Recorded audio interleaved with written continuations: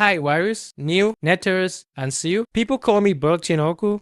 This is Seal Trust, cryptographic verification and encryption storage for AI dataset. Built on Seal, Virus, Seal, and Neteris. What is the problem? The problem, when you download a dataset for AI training, how do you know it hasn't been tampered with? Is it the same data the uploader originally shared? How can you control who can access it? The current solution requires trusting a central authority. Solution: Seal Trust. You solve it with 6 steps. First, hashing your data, encrypting with Seal, storing on virus, verify on hardware enclave using trusted executional environments, record on Seal blockchain. Only authorized wallets can decrypt. No trust is required, just math and hardware. Let me show you how this works. Visit sealtrust.app. We have 2 cases. If you want to verify a dataset or you want to register a dataset, the next step is to connect to your Seal wallet. Just a prerequisite. This is launched on testnet. Make sure you have some testnet faucets to proceed with transactions. And you can get testnet faucet here, faucets.seal.io. Right now, I'm trying to connect to my wallet, so you can just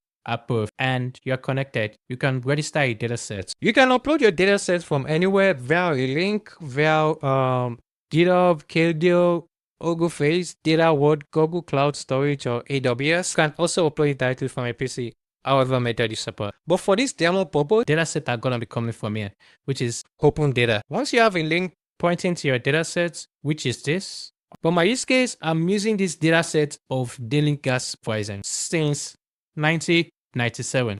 You paste the link pointing to your dataset, and yes, where you get to add a wallet address that should be able to access your dataset. If you don't configure any wallet address, you're the only one that can decrypt this. It means you're the only one that have access control to this dataset. Even Seal Trust, it will have access to your dataset. Next, you can click on verify and encrypt dataset.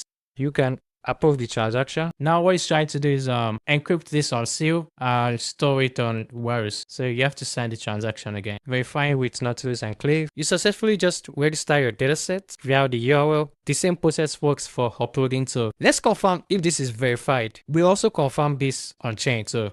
So we can copy the link. The link we got while we registered this dataset. It tells me my dataset is actually verified, which I just registered it. Okay. Let me confirm from the URL I actually uploaded. Upload a URL. You can upload the URL and try to compute the hash. And this is also verified. Let's confirm this on chain on the Explorer. You can see this is successful. Transactions interacted with our contract and call the register dataset. What if you wanted to download this dataset? You can come to Explore right here. This will show you all datasets that is on Seal Trust. You can look for our dataset that we just register. Basically, delete the series. Try to download it. And before you download it, you can actually preview all the information here, the hardware attestation, the signature, and also access control. If you're currently logged in as the owner of these datasets, you'd be able to configure access control. I'm going to sign out of this wallet and log in with a different wallet. You see that you'll not be able to perform access control. Now that I'm signing with a different wallet, access control is gone because beyond the owner of this dataset, you shouldn't be able to add people to the dataset or not. This current signed in user isn't an allowance of the dataset. Let me try download this dataset. You see what happens. Downloading these datasets for not an allowance account. Try to download. You have to sign with your wallet. Decrypting with C. Let's find out. Awesome. User does not have access to these required keys, meaning this user is not part of the allowance. I'm going to log in as the owner and let's see what happens. This user is currently the owner of F9, registered by this address 7F9. And let's try download and decrypt. Download. You have to sign the transaction on your wallet. Ready to download. The encryption actually works because the owner of the wallet is part of the allowance. Download the file daily.cfv. You can see right here in my downloads daily.cfv. I'm going to try grant another wallet address and access, so they'll be able to download this too. So we see how allow list works. Adding this wallet address to the allow list so they can